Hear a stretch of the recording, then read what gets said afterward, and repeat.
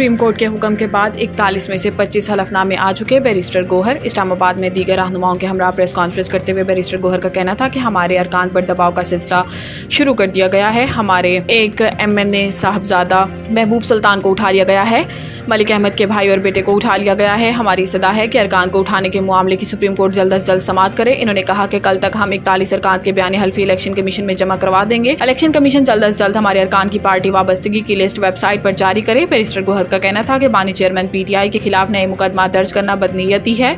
हमारा पहले से तय है कि PPP, मुस्लिम लीग नून और MQM के साथ मिलकर हुकूमत बनाने का कोई इरादा नहीं। मौलाना फजलुर रहमान जल्द हमारे साथ ऑन बोर्ड आ जाएंगे। जब रास्ता तसादुम है तो सब बेमायनी, वो पूरा जोर लगाएंगे और हम भी अपना जोर लगाएंगे। राना सनाउल्लाह ने कहा कि जब हमें जेलों में डाला जा रहा था तो हमारे साथ धांधली हुई, तब भी हम बैठने को तैयार थे और आज भी तैयार हैं, मगर वो PTI बैठने को तैयार नहीं। इन्होंने कहा कि जब रास्ता तसादुम है तो फिर सब बेमायनी है और ऐसे में वो पूरा जोर लगाएंगे और हम भी अपना पूरा जोर लगाएंगे और वो अपने केसेस गलत और प्रोसिक्यूशन अपने केसेस को ठीक साबित करने के लिए जोर लगाएं। वज़ीर आज़म के मुशीर का कहना था कि मखसूस नशिस्तों के फैसले से कन्फ्यूजन मजीद बढ़ गई है। आइन में इस हवाले से पहले ही तरीका तय है।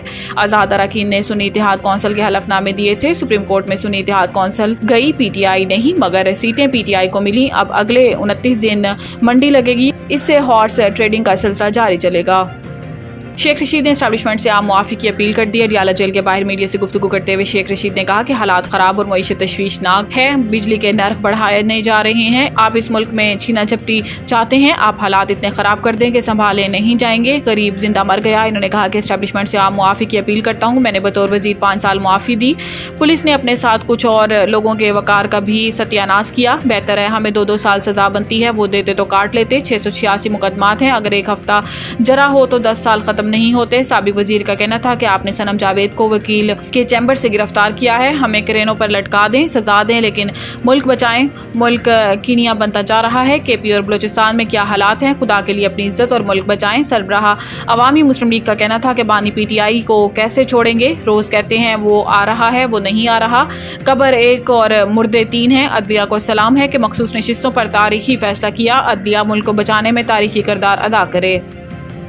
9 मई मुकदमा शाह महमूद कुरैशी पर फर्द जुर्मायद। इंसदाद दहशतगर्दी अदालत कोट लखपत जेल लाहौर में 9 मई को थाना शादमान जलाने के मुकदमा की समाअत हुई, जिसमें फाजिल जज खालिद अरशद ने मुलजिम शाह महमूद कुरैशी पर फर्द जुर्मायद करते हुए आइंदा समाअत पर गवाहान को तलब कर लिया। अदालत ने शाह महमूद कुरैशी पर फर्द जुर्मायद करते हुए केसेस की समाअत 22 जुलाई तक मुलतवी कर दी। कबल अजीम PTI रहनुमा और साबिक वजीर खारजा शाह महमूद कुरैशी को सख्त सिक्योरिटी में 9 मई से मुतल्लिक मुकदमात की समाअत के सिलसिले में कोट लखपत जेल पहुंचाया गया था।